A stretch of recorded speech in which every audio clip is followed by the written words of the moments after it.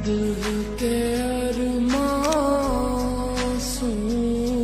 আলাইকুম স্যার। ওয়ালাইকুম আসসালাম। আমি হাইওয়েতে আছি, গাড়িটা হঠাৎ করে স্টার্ট নিচ্ছে না, আপনাকে লোকেশন পাঠাচ্ছি, দেখেন তো। আরে সালা পুরে তো বস গাড়িটাকে আপনার একটা সেলফি তুলি। মাই ড্রিম কার মার্সিডিজ 2022 না 23 বস। আর দেখেন না আমার লোহার ঘোড়াটা শখ করে কিনছিলাম সেকেন্ড হ্যান্ড, মাইলেজ কম দেয় 25, সব পেট্রোল চলে না, খাই অকটেন। এখন তো আবার তেলের সংকট। থামো, কি নাম তোমার? বস সামি। লিসেন সামি, আমাকে আজকের মধ্যে একটা জায়গায় পৌঁছাতে হবে। তো আমার গাড়িটা তো নষ্ট হয়ে গেছে, আমি আমার ম্যানেজারকে অলরেডি লোকেশন সেন্ড করেছি, সে কিছু একটা ব্যবস্থা করছে, বাট অনেক সময় লাগবে মনে হয়। তোমার ওই লোহার ঘোড়াটা আমাকে দাও, তার বদলে এই গাড়িটা তুমি নিয়ে নাও। কি কইতেছেন বস? মানে মজা করতেছেন না নাকি সিরিয়াস সত্যি? কিন্তু বস আপনার এই নষ্ট গাড়িটা তো আমি নিবো। রাস্তায় যদি আমার পুলিশ আটকায় আপনি কি আমার বাঁচাইবেন? স্যার, আপনাকে যে লোকেশনটা সেন্ড করেছি সেখানে সামি নামের একটা ছেলে আছে, গাড়িটা রিপেয়ার করে সামিকে দিয়ে দিবেন, পেপারস ওর নামে হবে। স্যার কি বলেন? কথা বলো। আপনি জানেন আপনি কার সাথে কথা বলতেছেন? উনি হচ্ছেন এনএফ গ্রুপের মালিকের একমাত্র ছেলে। উনি যা চায় দিয়ে দেন, আপনার তো কপাল খুলে গেছে। ওকে, থ্যাংক ইউ ভাইয়া। আচ্ছা বস, একটা কথা জিজ্ঞেস করি, আপনি যেখানে যাচ্ছেন সেই জায়গার মূল্য কি আপনার গাড়ির চেয়েও বেশি?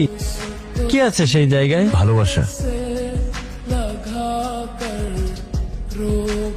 স্যার, যেমন কিছু বলবেন? মিস মাহিরা এই চিঠিটা আপনাকে দিতে বলেছেন। কোথায় উনি? She left her job.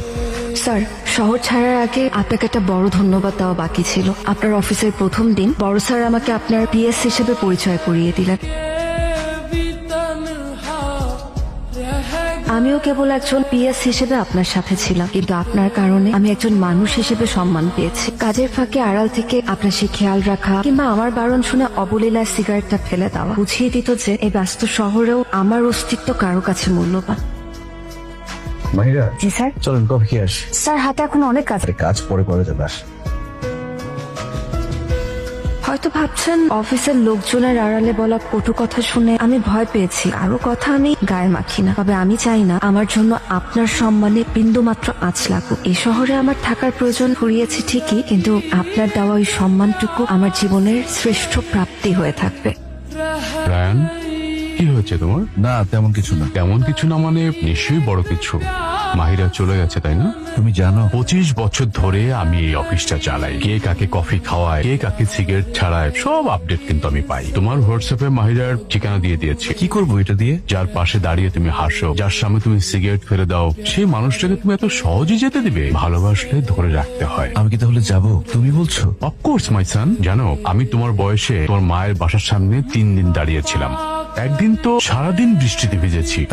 তারপর আবার কি, আমাকে বৃষ্টিতে ভিজতে দেখে তোমার মা আমার প্রেমে পড়েছিল।